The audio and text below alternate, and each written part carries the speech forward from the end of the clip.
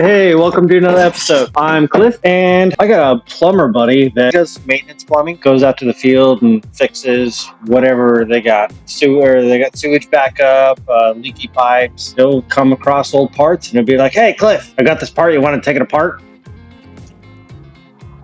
And this right here you're looking at is a sewage ejector pump. I don't even want to touch this thing. I brought it to the car wash, sprayed it off what I could. What you see here is just really just stuck on there. Stalactites. It's gross. But this usually goes in like a 55-gallon drum. This is at the bottom. And you got your little floating there in the water. It's usually hanging.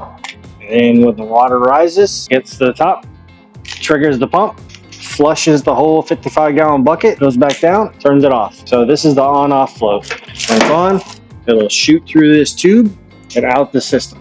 And when it's filled back up, it'll flush again. There's some people get in the bad habit of putting baby wipe, feminine hygiene product, odds and ends pieces that the pump doesn't really like. Hot Wheels, crayons, marbles, towels, rags. It's crazy what people put down the toilet. Anything like that, it's just going to get stuck in there. Feminine hygiene products, those are bad because they'll flush down the toilet, and as soon as they get into the water, they'll just expand, and it's like a big soft cloth, like a towel, and it'll get in there and just stick right at the bottom. And once it gets stuck, the motor is going to keep wanting to pump, and it'll stay on. If it stays on, and you don't know it's on, because this is probably like out in the field somewhere, you're dug in the ground, it's not good for it to stay on all the time. It's meant to just, okay, it's on, now it's empty, shut it off.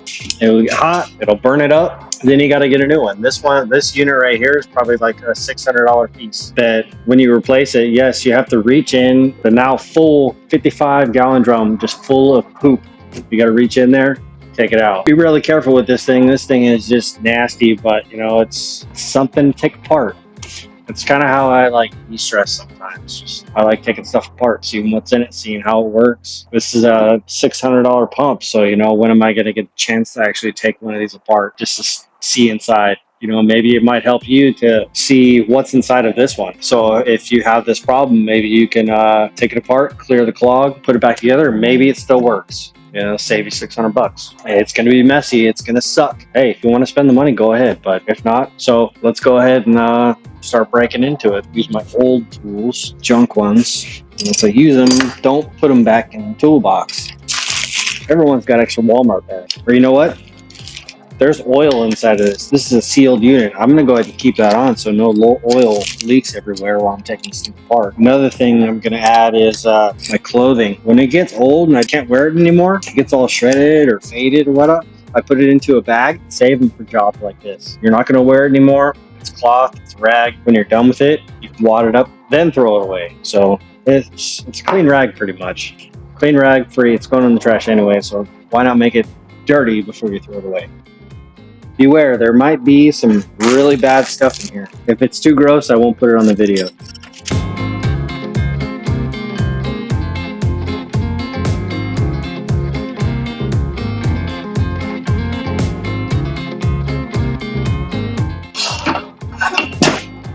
Yeah, not too bad.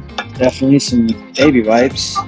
This is what the plumbers have to deal with when they're fixing your stuff.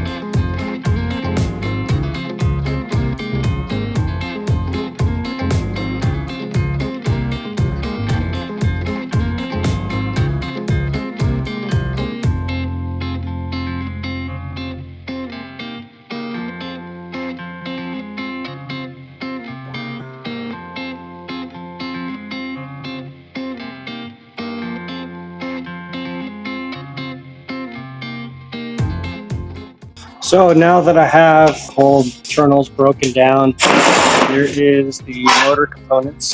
You can see that they're just totally fried, all black, bunch of particles floating around. Obviously, this thing got so hot it just melted to the point to where it's just crispy. You can see everything just kind of flaking off. This used to be a round piece, but it's just exploded. You can see these were the wires that went up to the power source, to the power of the 110. There's not even solder left on it. It got so hot it melted the solder off. I went ahead and I took apart the power cord, and I wanted to look at the copper inside of the cord. Totally fried. All three of them. 1, 2, 3. Totally black. This should be more of like a bright copper. It's not. It fried all the way to the cord. And then from that, you have the float. This usually has a cord connected down to the 110 to turn it on and off. When it's empty, it'll stay there. And then as the tank fills up, this will float to the top, turn it on. It'll be on and off. It has a switch inside. But I took apart the cables from that. That's how the copper's supposed to look, right? So half the wire was totally fried. The heat from the motor, the electricity going through it, it's fried these wires, then it started traveling up to this. Sometime in that period, stopped between there. So I thought that was pretty cool, taking that out and seeing that. I thought all the wire was like this just because of how it was made, but no, this is fried. This is one wire, both sides. I don't know which way it went, but yeah, that's it. Crazy.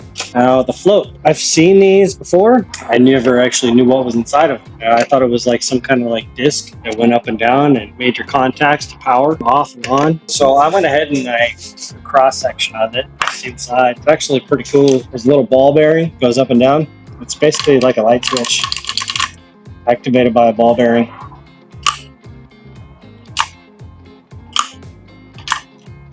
See your contacts right there.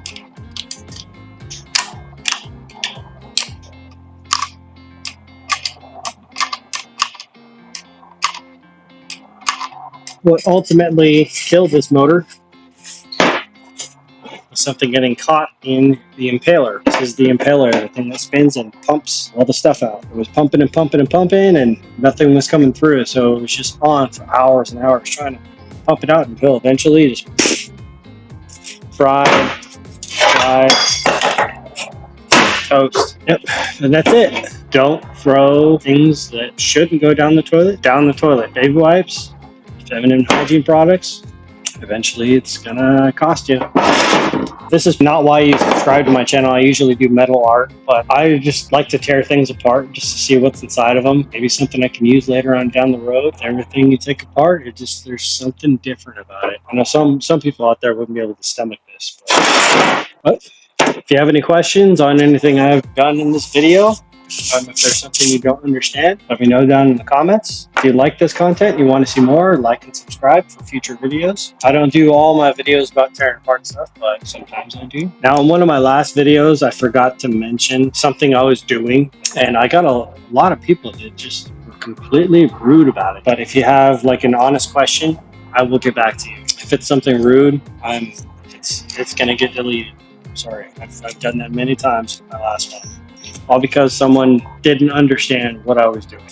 But thanks for watching. See you in the next video.